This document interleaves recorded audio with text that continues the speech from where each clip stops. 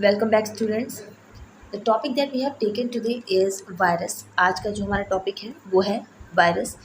इसमें आज हम देखेंगे कि कितने डिजीज़ेस हमें वायरस से होती हैं, वायरस होता क्या है, इसकी डिस्कवरी किसने की है, why it is known as connecting link between living and non living, हम इसे लिविंग और नॉन लिविंग दोनों ही क्यों मानते हैं। ये सारी चीज़ें आज हम इस वीडियो में क्लियर कर लेंगे।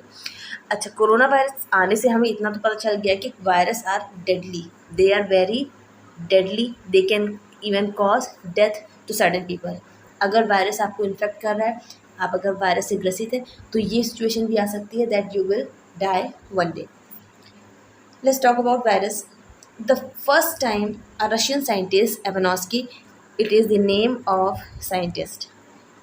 Here it is written, see, एवानोस्की is the name of scientist who discovered it first time. और कहाँ से डिस्कवर किया था? वो डिस्कवर किया था टोबैको मोज़ैक डिजीज़ से। टोबैको मोज़ैक डिजीज़ मीन्स एक टोबैको का प्लांट होता है, उसमें मोज़ैक टाइप की डिजीज़ बन गई थी। मोज़ैक का मतलब होता है, आपने देखा होगा पुराने ज़माने में जो फर्श बनती थी वो इस तरीके की टाइल्स होती थी जिन पे बहुत ढेर सारे मोज़ैक टाइप की डिज़ाइंस बनी होती थी। ज़मीन की जो फर्श होती है आपकी, जो घरों में होती, उसमें जो टाइल्स लगे होते थे उनके ऊपर मोज़ैक टाइप की डिजीज़ हो जाती, डिज़ाइन होती थी। तो उस डिज़ाइन से ही रिलेटेड, उसी से जो स्ट्रक्चर सेम होता है, वो टोबैको की प्लांट पे देखा जा रहा था। That is why it is known as tobacco mosaic disease. और ये किसकी वजह से हो रहा था? It was due to virus. और इसकी डिस्कवरी किसने की थी? एवानोस्की ने। The study of virus is known as virology. अगर हम उस ब्रांच की बात करें साइंस में जिसमें हम वायरस की स्टडी करते हैं, तो that is known as virology. They are ultra microscopic particles. Ultra microscopic का means they are very minute. वो इतने छोटे हैं कि हमें उन्हें देखने के लिए एक्सट्रीम लेवल की मैग्नीफिकेशन चाहिए, तभी हम वायरस का स्ट्रक्चर देख पाएंगे। Doctor Stanley firstly isolated virus from TMV। TMV means tobacco mosaic virus in the form of crystal. Doctor Stanley पहले ऐसे साइंटिस्ट थे जिन्होंने आइसोलेट किया, जिन्होंने निकाला था वायरस को क्रिस्टल की फॉर्म में, टोबैको मोज़ैक वायरस से।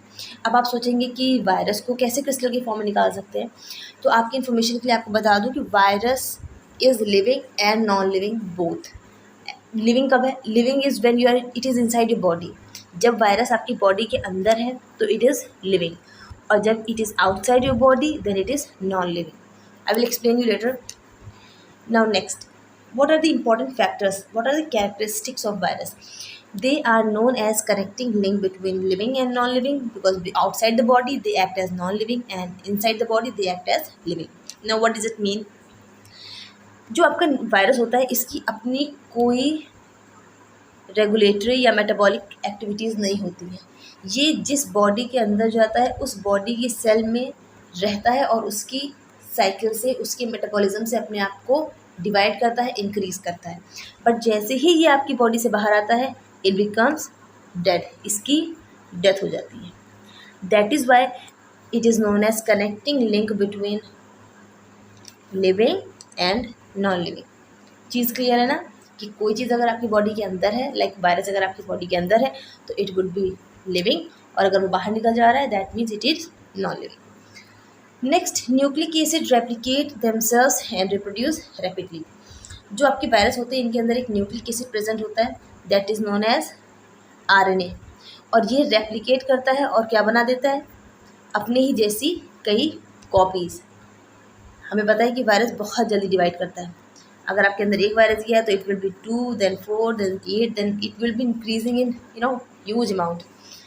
रेप्लिकेट कैसे करता है? इसका जो न्यूक्लिक मटेरियल होता है यही डिवाइड करते करते रिप्रोड्यूस करके अपने आप की अपनी स्ट्रेंथ बढ़ाता है।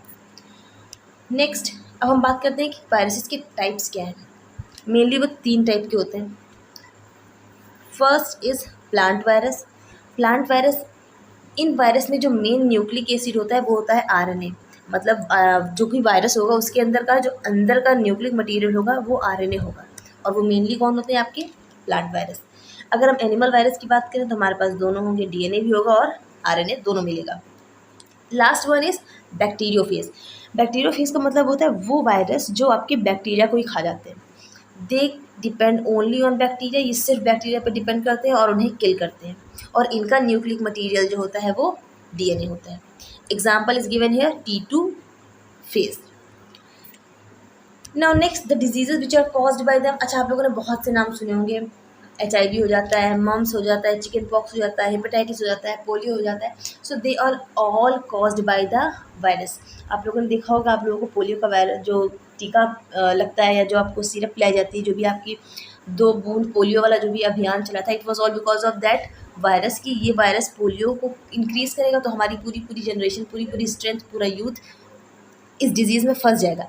इसी वजह से हमने क्या किया था कि एक प्रोग्राम चलाया था जो कि बहुत बड़े लेवल पे था, और पोलियो तो ऑलमोस्ट ख़त्म ही है। So it was all about the virus diseases. आपने हमें so it was all about the virus. Now just take a small recap कि हमने क्या क्या पढ़ा। सबसे पहले हमने बात की थी कि वायरस होता क्या है, ठीक है। वायरस की डिस्कवरी की बात करी थी। एवेनॉस्की ने डिस्कवर किया था टोबैको मोज़ैक प्लांट से, जो कि एक डिजीज़ थी वायरस की वजह से, और इसकी स्टडी को हमने वायरोलॉजी कहा है। ये अल्ट्रा माइक्रोस्कोपिक पार्टिकल्स होते हैं, मतलब इन्हें देखने के लिए हमें ह्यूज मैग्नीफिकेशन चाहिए। और doctor Stanley was the first person who isolated in the form of crystal. इसको क्रिस्टल्स की फॉर्म में सबसे पहले जिसने आइसोलेट किया था, he was doctor Stanley. Characteristics की अगर हम बात करते हैं तो ये कनेक्टिंग लिंक होता है लिविंग और नॉन लिविंग के बीच में, because outside of the body ये नॉन लिविंग है और आपकी बॉडी के अंदर इट इज़ लिविंग। ये रेप्लिकेट कैसे होता है, अपने अंदर का जो आरएनए है या डीएनए है उसी को डिवाइड करते ही अपनी रिप्रोडक्शन करते, अपनी स्ट्रेंथ बढ़ाता है। हमने ये बात कर ली थी कि प्लांट जो वायरस होते हैं उनके अंदर न्यूक्लियर मटेरियल आपका आरएनए होता है। एनिमल के अंदर आरएनए और डीएनए दोनों टाइप के वायरस पाए जाते हैं, जिनके अंदर दोनों ये न्यूक्लिक एसिड प्रेजेंट होते हैं। बैक्टीरियोफेज की बात अगर हम करें तो बैक्टीरियोफेज आपका मेनली डिपेंड करता है बैक्टीरिया पर, और उसी को खाता है, उसी पर फीड करता है। और हमने लास्ट में जो डिस्कस किया था that was about the diseases that is caused by the virus, which are very common and we all know about this. And thank you so much for joining me. If you have any query regarding this topic, you can ask me in the chat section. And do subscribe, like, and don't forget to share. Thank you.